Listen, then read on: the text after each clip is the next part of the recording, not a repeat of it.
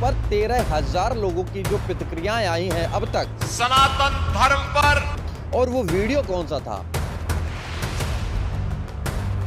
पूर्व डीजीपी ने क्या बोला था, स्वामी प्रसाद मौर्य ने क्या बोला था, आज से 5000 वर्ष पहले नए मुद्दे चैनल को देखने के बाद जो लोगों ने प्रतिक्रियाएं दी हैं वो वाकई में आपके समझने के लिए बहुत जरूरी है, क्योंकि आप देश के युवा हैं, आप देश चला रहे हैं और देश आने वाले समय में चलाएंगे। योगी ने बोला हमारा पवित्र ग्रंथ, इन्हीं चीजों से पूरा देश, इकोनॉमी और पूरा सिस्टम, राजनीति, सारी चीजें आपसे ही चलती हैं। जीरो से हुई शुरुआत के बाद जब आप लोगों के बीच में पहुंचते हैं और क्रियाएं और प्रतिक्रियाएं हजारों में आने लगे, लाखों में आने लगे, तो उस पर जिक्र करना वाजिब है।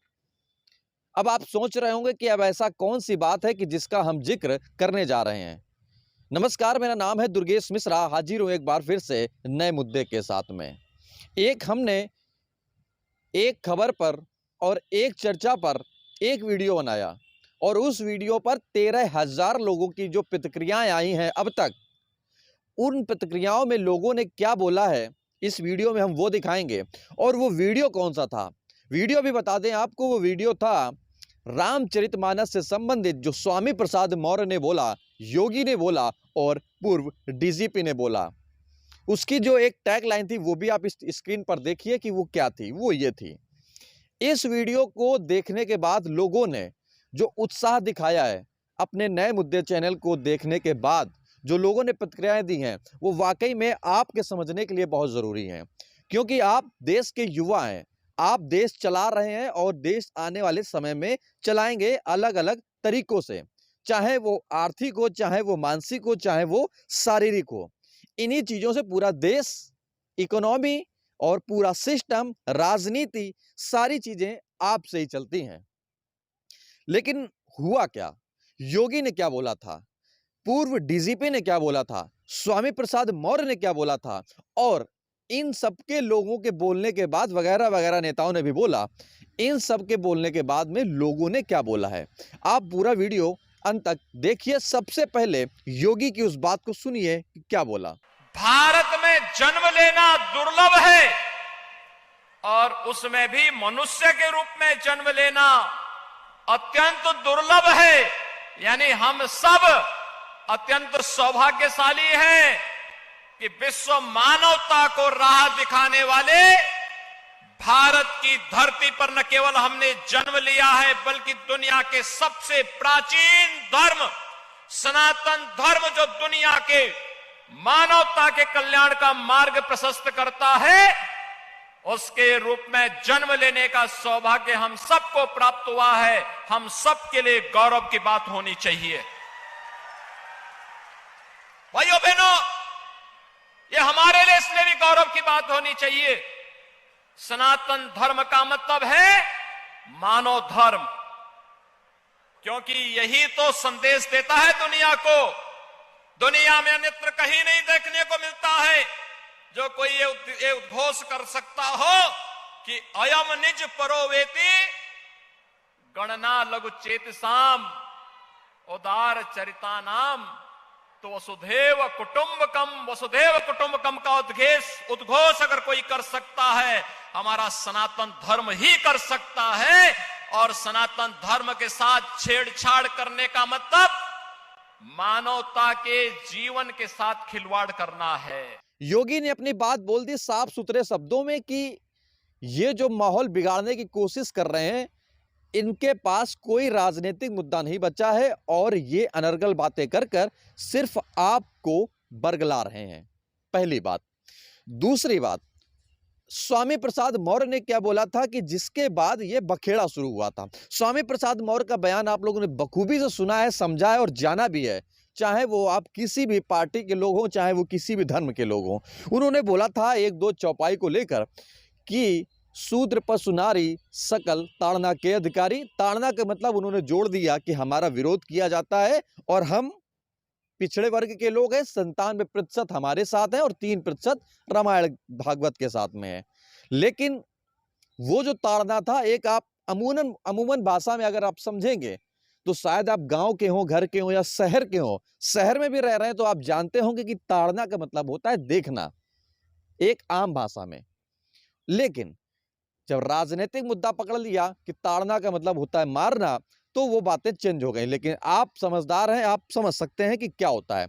लेकिन इससे भी बड़ा पॉइंट ये है कि लोगों ने क्या प्रतिक्रियाएं दी हैं। सबसे बड़ा जनता का मुद्दा क्या निकलकर सामने आता है कि जनता क्या चाहती है, उस पर बात होना बहुत जरूरी है। लेकिन ये तो स्वामी प्रसाद मौर्य की बात रही।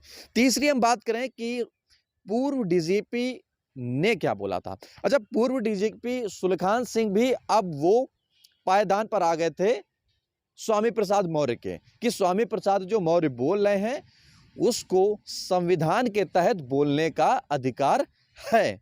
पॉइंट शुरू होता है यहां संविधान से कि सुलखान सिंह अगर सपोर्ट कर रहे हैं तो क्या कर रहे हैं। उन्होंने बोला कि बोलने का अधिकार है, ना कि ग्रंथों को छेड़छाड़ करने का अधिकार है, ना कि किसी की भावनाओं को आहत करने का अधिकार है।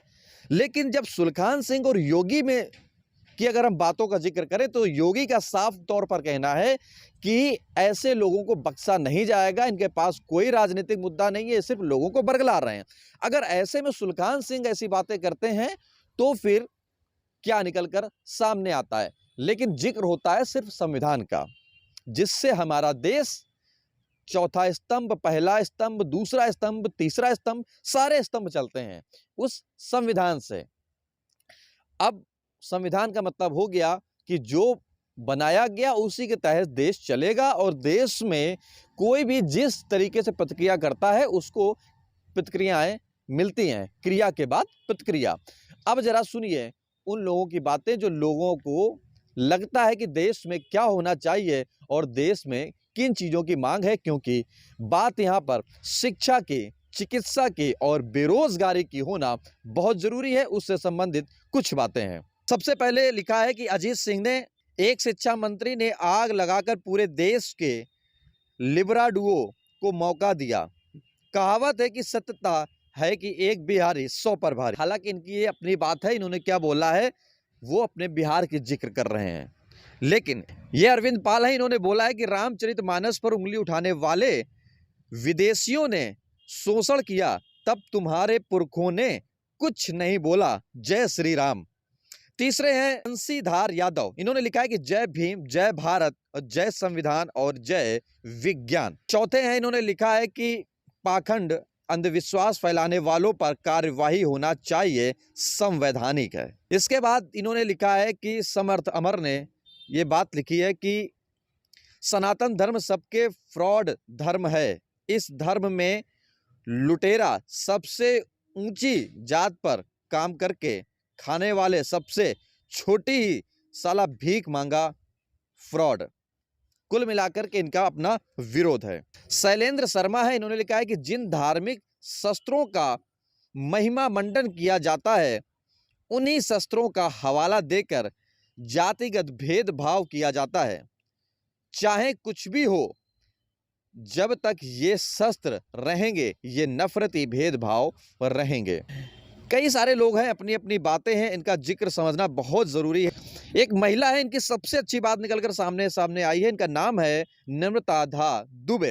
इन्होंने लिखा है कि कोई बात जरूर होगी, उसकी पत्नी गलत होगी तभी वहां ऐसा कदम उठाएगा, बट उसे ऐसा नहीं करना चाहिए था। सबसे जरूरी है महिला जो या पुरुष अपने चरित्र में सुधार लाना चाहिए। इन्होंने चरित्र का जिक्र किया है, जो कि वाकई में पूरे हिंदुस्तान में इस मुद्दे पर बात होना बहुत जरूरी है। ए.के. पांडे जी हैं, इन्होंने लिखा है कि स्वामी प्रसाद मौर्य अभी तू संभल जाए, हिंदू धर्म के खिलाफ हिंदू हो करके ना बोला तो अच्छा होगा, इसी में भलाई है।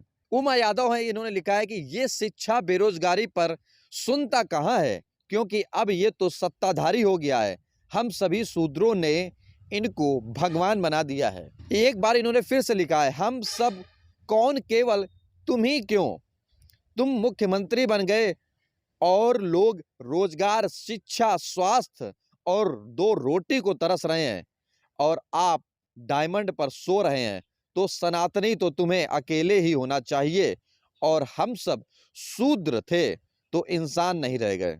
सुरेश तिवारी हैं, इन्होंने बड़ा लंबा चौड़ा लिखा है, आप स्क्रीनशॉट पर देखकर समझ सकते हैं। इन्होंने अपनी विचारधारा वीडियो को स्किप करके ना देख करके आप वीडियो को रोक करके भी देख सकते हैं इन्होंने क्या लिखा है, अपनी बातें हैं।